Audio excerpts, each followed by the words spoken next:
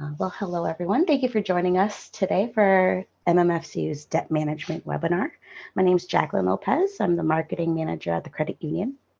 Today we have Amanda Figueroa, MMFCU Certified Financial Counselor, and she's going to talk about the different ways to manage debt. Welcome, Amanda. Thank you, Jackie.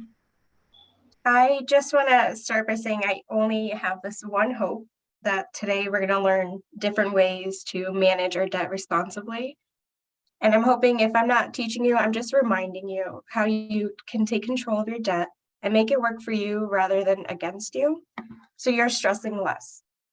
We've got about 10 different ways to reduce your debt. I'm going to be talking about specific strategies and products designed to help you reduce your debt. And then I'm going to share my personal experience with debt payoff, like sprinkled throughout this whole thing.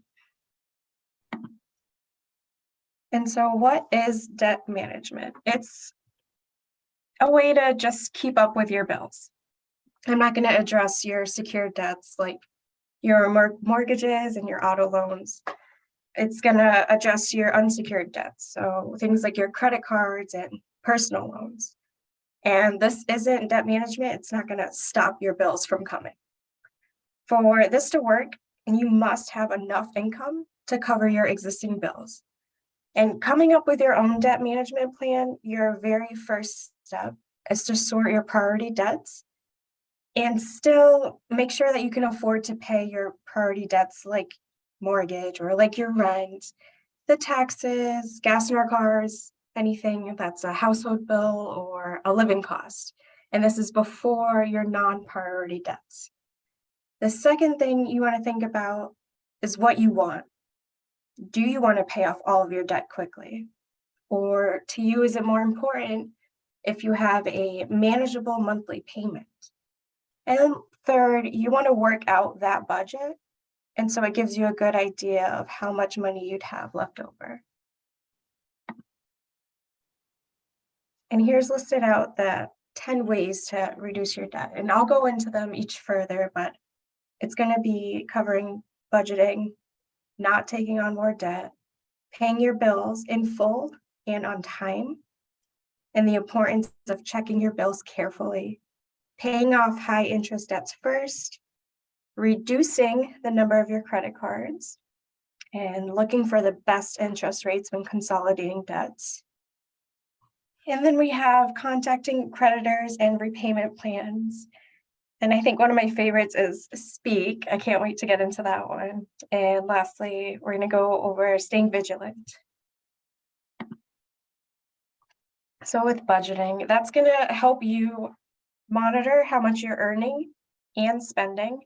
And that in turn just helps you eliminate or at least reduce unnecessary costs. And can help you monitor how much you're earning and spending on and what you're spending your money on. And budgeting is going to bring awareness to you of your income and your expenses. And they go hand in hand. So I guess budgeting is almost like monitoring the money coming in and money going out.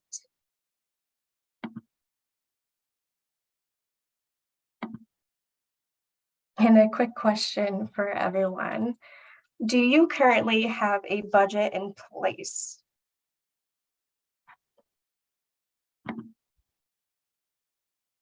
I cannot vote, but I do. I definitely do. I need to have one.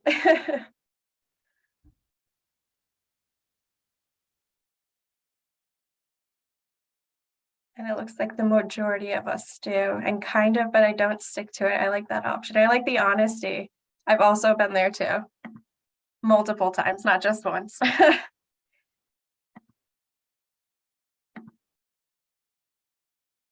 And not taking on more debt. Okay.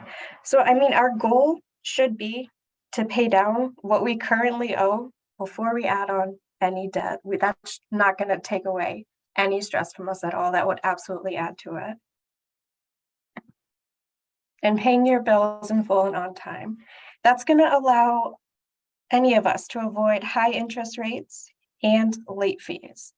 And if you're unable to make full payments to your bills, at least try, to pay, if not the minimum, pay more than the minimum. But if you can't even do that, the best thing to do is speak to that creditor that the bill belongs to, because they may be able to work something out for you to avoid a late fee. And checking your bills carefully. When you receive your bills and statements, and I know not everyone still gets them in the mail, most of us might opt to get it electronically. You still want to take a peek at them and make sure that they're accurate and that your rates are remaining the same. If you notice any errors or say your rates increase and you don't have an explanation to that, call your lender, call your creditor and question it. They may be able to fix something if there's a mistake that's been made, because we're all humans on both sides of this. Us as consumers and our lenders or our creditors are human as well. Mistakes are going to happen. And if you have multiple bills to pay, paying off the debts with the highest interest rates and those highest fees first, that's going to reduce the amount of money you owe in the long run. We have one more poll right here. Which debt should you pay off first to save the most money on interest payments?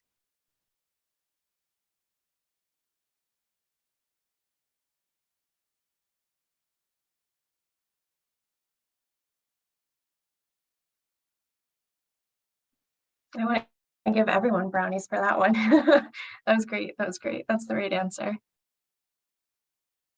13% APR was the highest.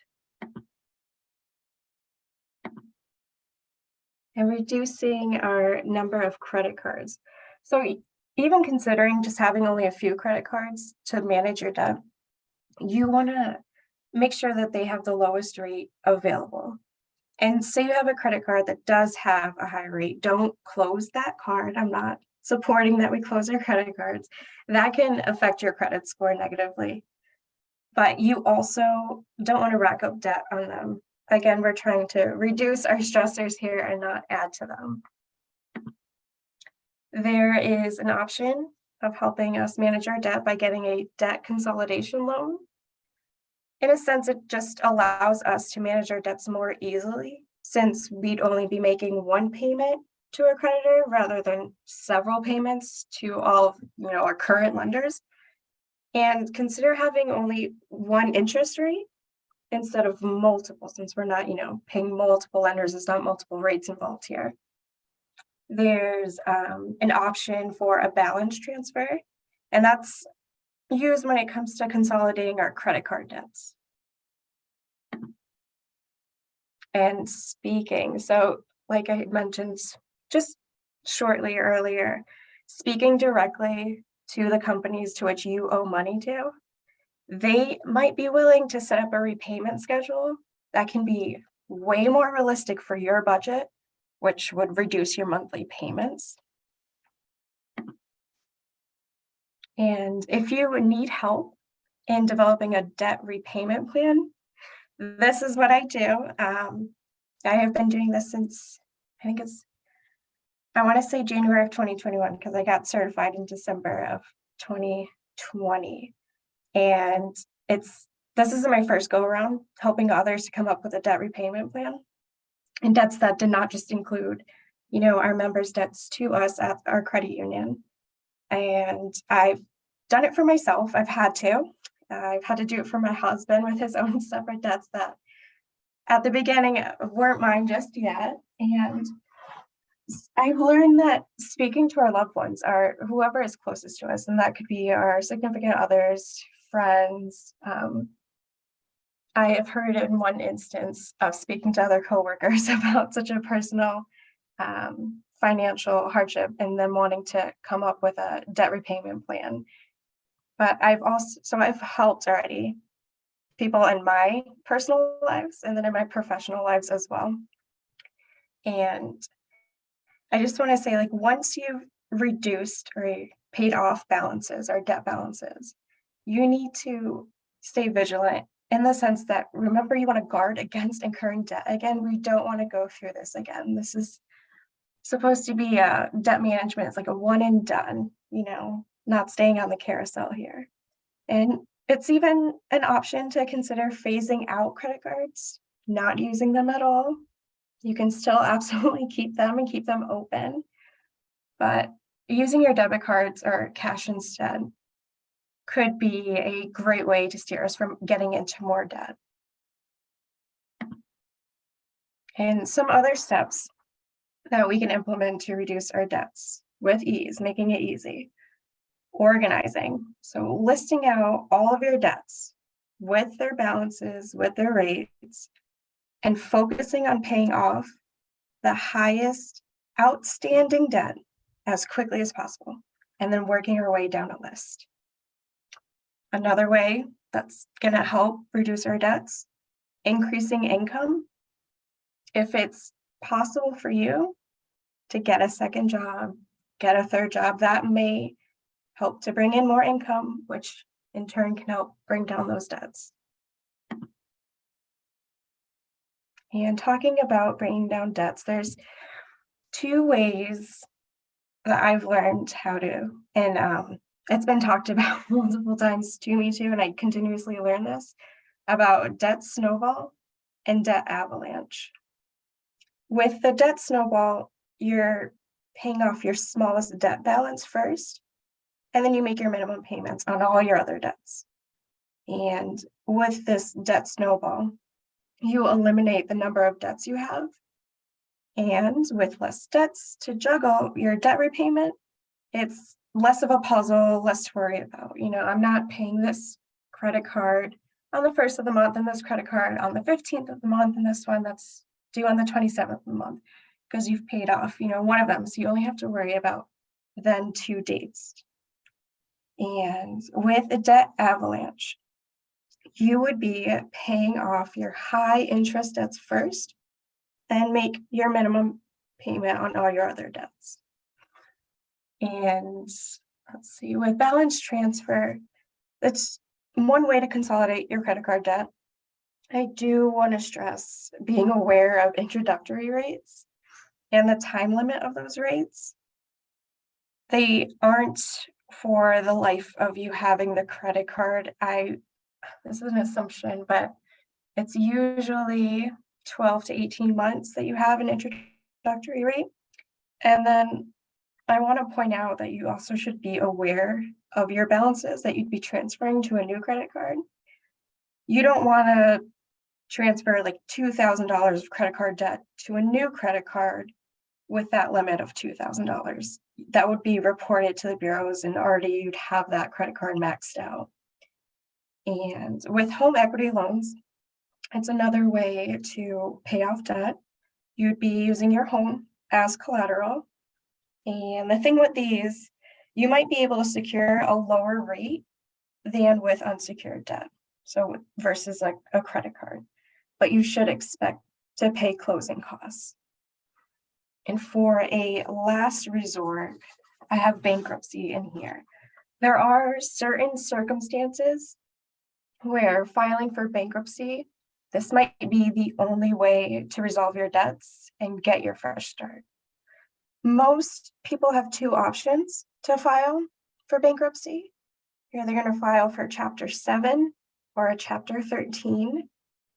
There's a difference between the two. So with Chapter 7, your assets are going to be sold to pay off your creditors, and any remaining debts are going to be discharged. They will be, in a sense, forgiven, because you won't be responsible for repaying them. But this stays on your credit report for up to 10 years that you filed a Chapter 7 bankruptcy. And with the Chapter 13, you'll get a plan from the court, and it's set up for you. So you repay all or parts of your debts, but you get to keep your assets. This stays on your credit report for up to 7 years.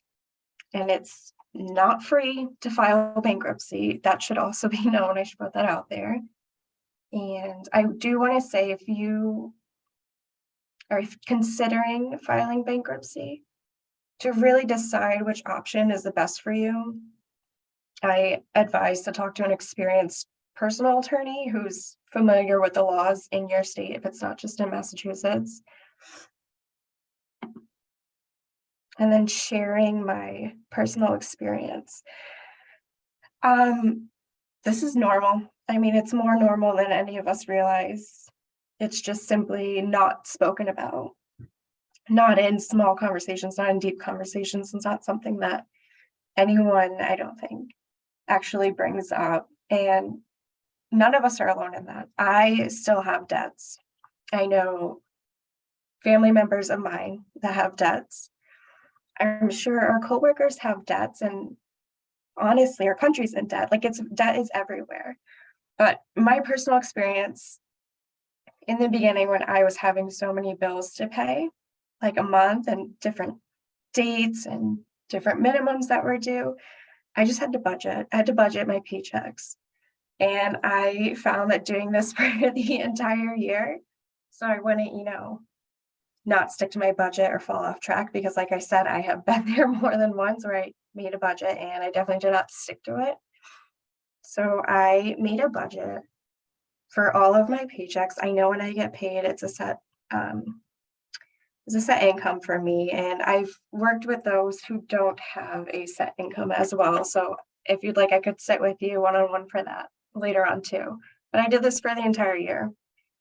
And all I did was I made sure that my bills got paid first. So I'm like, okay, I'm going to get paid this amount of money. These are the bills that have to get paid first, and your gas, your groceries, laundry, etc. And then with the money left over after bills are paid, money went to a savings account for emergencies. And then whatever I had left over after that was like spending money. There's no judgment there. I could do what I wanted to do with the money left over. I'm going to be doing this again before the start of the new year in 2023, because I have my budget set out until my last paycheck in December. And it just helps to be held accountable. And I did this with pencil and paper, and I have individual sheets for each paycheck, and I have it saved in a folder at my desk at home. So I can pull it out and I know what needs to get done on what day. And it's just, yeah, I have to have a plan for my money. And this really is everywhere. This is so normal. And we can do better managing it so it doesn't stress us all out. And that is all I have. Thank you guys.